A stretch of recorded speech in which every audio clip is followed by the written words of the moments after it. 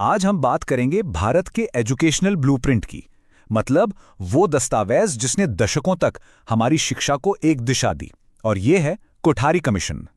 कभी सोचा है कि ये जो मॉडर्न इंडियन एजुकेशन का पूरा फ्रेमवर्क है, ये डिजाइन किसने किया? मतलब जिस स्कूल और कॉलेज सिस्टम से हम और आप सब निकले हैं, उसकी बुनियाद, उसकी रूपरेखा आखिर आई कहां से?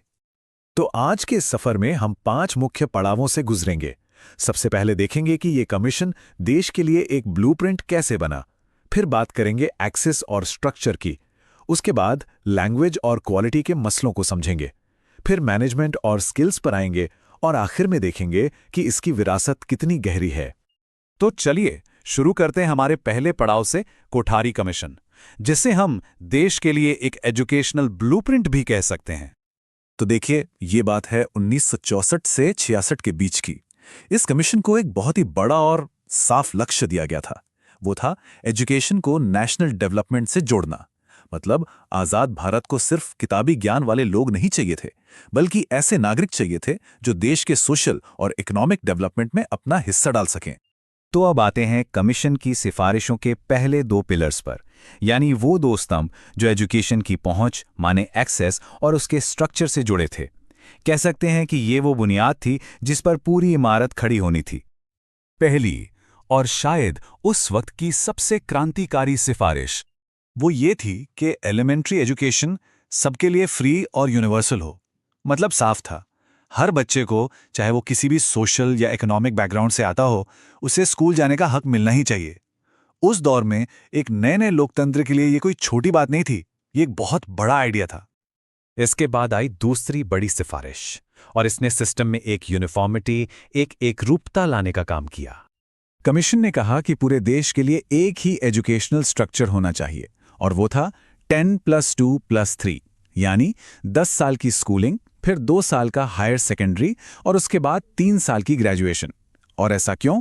ताकि देश के किसी भी एक कोने का स्टूडेंट दूसरे कोने में जाए तो उसे पढ़ाई जारी रखने में कोई दिक्कत ना हो और एजुकेशन का एक नेशनल स्टैंडर्ड सेट हो सके।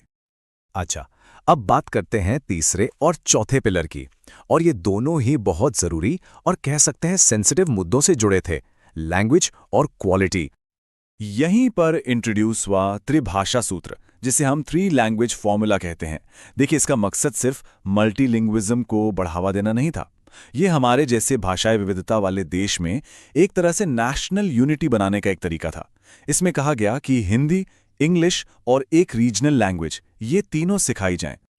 और एक और बहुत ही जरूरी बात, कमीशन ने माना कि एजुकेशन की रीढ़ की हड्डी तो टीचर्स ही हैं। इसलिए उन्होंने जोर देकर कहा कि टीचर ट्रेनिंग की क्वालिटी को सुधारा जाए और उनकी पे स्किल्स को भी बेहतर किया जाए, क्योंकि मानना यही था कि अच्छे टीचर्स से ही अच्छी एजुकेशन आ सकती है। सिंपल।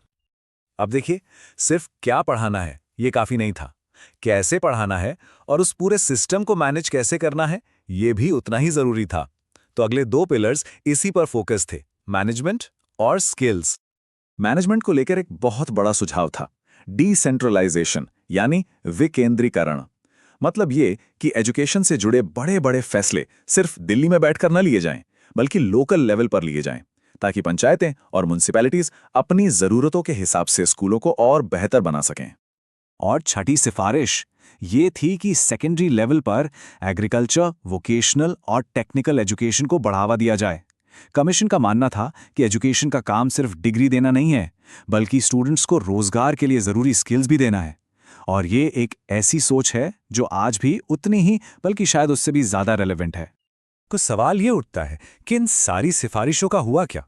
चलिए अब समझते हैं कोठारी कमीशन की उस स्थायी विरासत को और देखते हैं कि इसका असर कितना और कैसा रहा। इस कमीशन के रिपोर्ट में एक लाइन है जो शायद इसके पूरे विजन को बता देती है। भारत की नियति अब उसकी कक्षाओं में गढ़ी जा रही है। मतलब एक देश का भविष्य कितना ज्यादा उसकी एजुकेशन पर डिपेंड करता है। तो एक बार जल्दी से रिकैप करें। तो ये थे सुधार के वो 6 पिलर्स। सबके लिए elementary education, uniform 10+2+3 structure, 3 language formula, teachers के लिए बेहतर ट्रेनिंग और सैलरी, मैनेजमेंट को लोकल लेवल पर लाना और एजुकेशन को स्किल्स से जोड़ना। और आखिर में एक सवाल जो हम सबको सोचना चाहिए। आज लगभग 60 साल बाद कोठारी कमीशन का ये जो पूरा विजन था वो हमारी क्लासरूम्स में कितनी बड़ी हकीकत बन पाया है, इस पर सोचना बहुत ज़रूरी है।